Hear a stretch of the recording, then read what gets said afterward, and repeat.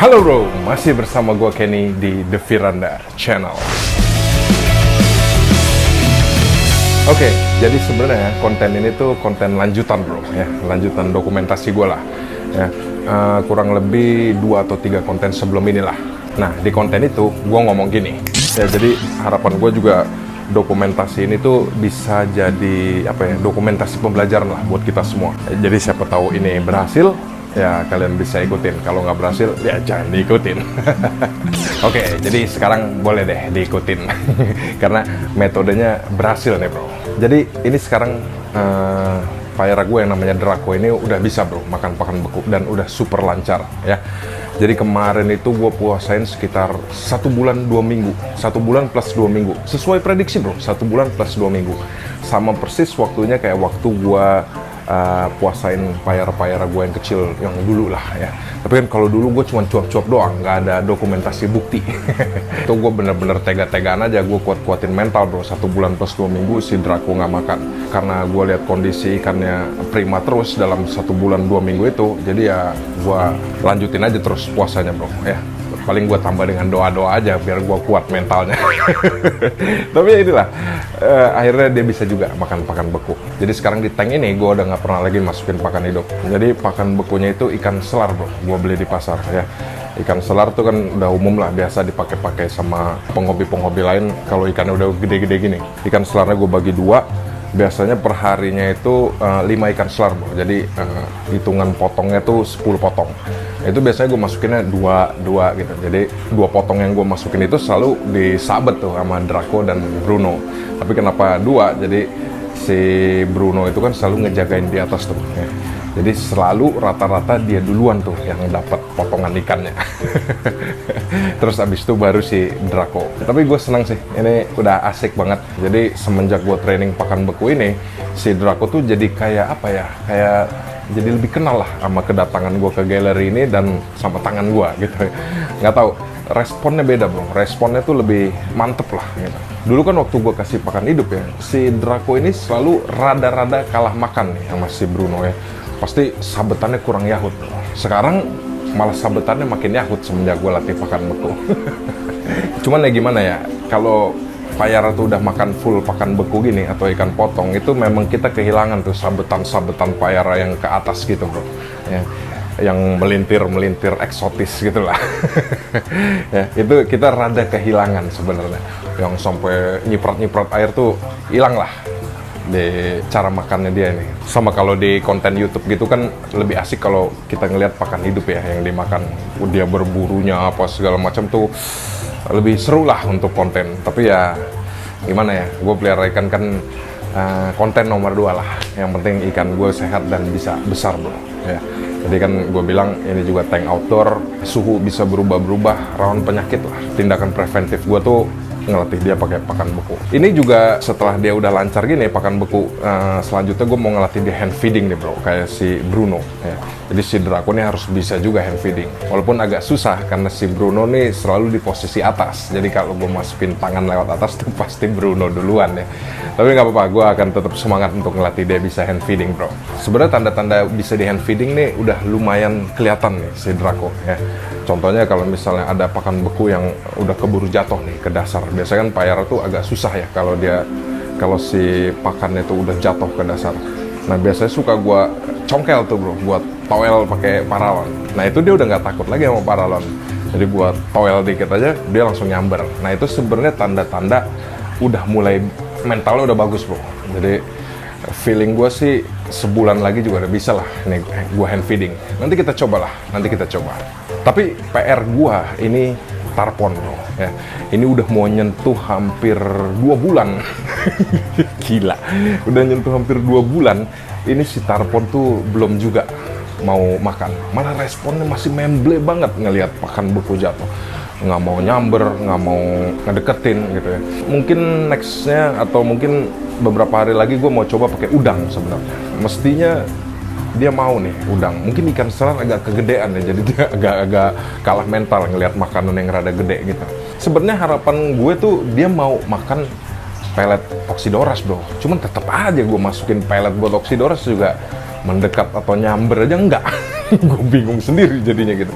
Karena waktu gue buat konten yang gue baru mau mulai training nih puasanya ya, itu ada yang komen di gue bahwa tarponnya bisa makan pelet. Nah, berarti asumsi gue mestinya bisa nih, dia satu makanan nih sama si Oxidoras. Jadi gue di sini nggak terlalu banyak stok variasi makanan lah, udang lah, ikan selar, pelet gitu. Gue pengennya ya pelet, ikan selar, udah gitu aja sih, sama lele potong, udah. Tuh kalau ada pelet, ikan selar, udang ini lah, kulkas penuh bro, kulkas. Ntar bini gue marah kalau kulkas penuh. Pokoknya di konten yang sebelum ini kan gue bilang ini target awal tahun gue, dan akhirnya tercapai bro. Dan ini kelihatan si Draco juga badannya udah mulai punuknya udah mulai tebel lagi bro ya, gara-gara emang gue lagi push banget nih, dia makan terus setiap hari. Mungkin porsinya nanti per minggunya akan gue tambah lagi bro gitu.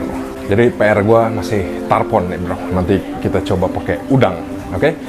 Ntar kalau kalian ada yang mau ngasih advice, boleh deh tulis di komen bawah tentang si Indo-Pacific Tarpon ini. Gimana nih? Udah mau nyentuh 2 bulan nih. Oke, gue langsung lanjutin aja deh di konten ini juga. Belakangan tuh, bukan belakangan sih, udah agak dari berapa bulan yang lalu lah gitu. Gue sering banget di DM lewat Instagram atau lewat Facebook sama teman-teman penghobi lain juga. Bahkan ada yang dari luar negeri juga, itu nanya, kenapa payarannya nggak mau makan? Dia baru beli. Terus ada juga yang tiba-tiba nggak mau makan, apalah segala macam. Gue sebenarnya rada bingung ya sama pertanyaannya. Jadi kenapa gue bingung? Gini bro, ibarat kalau lu datang ke dokter aja ya, misalnya dok saya sakit ini nih gitu. Lo kan pas, gue bukan dokter ya, gue bukan dokter ikan atau bukan apapun, gue cuma penghobi doang. Jadi kalau kalian datang ke dokter tuh kan, kalau sakit pasti dokter tanya dulu, ini lingkungan kalian gimana, bersih atau enggak, sekarang kalian lagi stres atau enggak, atau kalian baru makan apa, atau ya macam-macam lah pertanyaannya. Lah, jadi sekarang gue rada bingung kalau misalnya ditanya, kenapa ikan gue nggak mau makan? Lah, gue kan harus tahu dulu bro. Ikan nggak mau makan tuh faktornya banyak. Jadi kalau cuma sebuah kalimat pertanyaan nih ya, ini mungkin gue tampilin lah sedikit-sedikit pertanyaannya, tapi gue tutup aja namanya. Gue kan nggak ngeliat ya kondisi tank kalian gimana, parameter air kalian gue nggak tahu kayak apa, terus formasi tank mate kalian gue nggak tahu kayak apa. Jadi kalau di pertanyaannya kenapa ikan gue nggak mau makan, ya jawaban gue nggak tahu. Yang pasti ikan nggak mau makan tuh faktornya banyak bro ya, atau nafsu makan ikan berkurang tuh faktornya banyak. Yang pertama udah pasti parameter air tuh udah pasti. Jadi kalau kalian kayak cuman ngandelin air bening doang, terus nggak mau ngecek parameter air, terus kebingungan ikannya nggak mau makan, ya udah gue juga bingung juga. At least minimal kalian tahu lah pH air kalian sama amonia. Udah itu aja deh, yang lain-lain BO apa segala macam kesampingin dulu, nggak apa-apa ya. Gue bilang nggak apa-apa nih kalau kalian males nih, kondisinya misalnya kalian males nih ngecek at least pH dan amonia gitu. Habis itu TDS penting juga sih sebenarnya ya. Ya kalau itu semua udah beres ya, habis itu kalian cek formasi tank mate kalian. Formasi tank mate tuh pengaruh banget loh. Misalnya kalian punya 20 ekor nih peacock bass gitu, udah setahun nih di tank kalian ya, terus tiba-tiba kalian beli payara baru masuk sebulan, dan sebulan tuh payara nggak mau makan. Ya itu sih ya gimana ya, udah tahu kan peacock bass sendiri makan aja geragas banget bro gitu. Jadi ya itu salah satu faktor penyebabnya si payara nggak mau makan. Gitu. Atau ya ikan lain lah gitu ya, ikan baru masuk terus dia kalah makan terus, ya lama-lama ikan bete bro. Habis bete ya stres, habis itu berkelanjutan modar ikannya. Nah kalau kasusnya kayak gitu, ikan yang selalu kalah makan dan akhirnya berujung stres dan berujung modar. Kalau gue biasanya gini, biasanya mau nggak mau gue manjain pakai pakan hidup dulu. Karena kan kalau pakan hidup tuh kan beda ya bro. Pakan hidup tuh istilahnya apa sih kalau penghobi itu gantung pakan ya. Kalau pakan hidup kan lu cemplungin gitu aja, dan pakan hidup tuh jalan-jalan kemana-mana. Ya itu beda. Itu biasanya ikan yang kalah makan lebih punya kesempatan lah untuk dapat makanan itu gitu. Misalnya tiba-tiba pakan hidupnya lewat depan mulut dia, ya bisa dimakan gitu. Beda kalau kalian maunya pakan beku gitu, pakan mati, terus aja maksain, terus ikan itu nggak mau makan. Susah juga ya, karena kan kalau pakan beku tuh kan biasanya kalian jatuhinnya di satu titik doang. Ikan-ikan yang udah settle duluan di dalam tank, udah tahu lah titik itu ujungnya ikan yang selalu dibawa dan kalah makan nggak pernah dapet bro gitu ya. Jadi intinya gini, kalau kalian mau sharing ke gua atau mau nanya, jangan cuma nanya doang kenapa nggak mau makan, karena jujur gua nggak tahu kondisi tank kalian dan kondisi air kalian gitu. Paling nggak diceritain dikit lah kenapa gitu. Gila, ibarat ya tadi gue bilang dokter aja butuh history kan. Ya kalau bisa langsung jawab pertanyaan gitu namanya bukan dokter bro, gue dukun. Jadi kurang lebih gitu. Terus balik lagi ke tank ini, intinya ini Payara ajaib sih menurut gue. Bener-bener vampire fish yang sifatnya kayak lumba-lumba bro. Bener-bener dia tuh udah nggak takut apa-apa, terus kenal banget sama tangan gue. Di situ yang gue kayaknya makin sayang aja sebenarnya sama Payara armatus gue ini, gitu ya. Pipa gue masukin dia nggak takut, udah bisa disuapin apa segala macem. Terus bodinya juga asik lah, yahut banget ngeliatnya.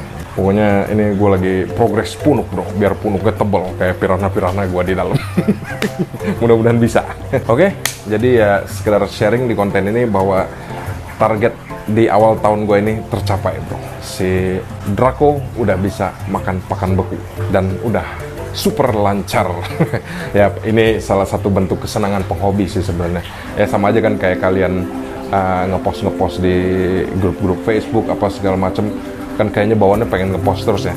Ya ini juga boleh dong, kebetulan gue punya media YouTube, ya gue ceritanya lewat YouTube aja.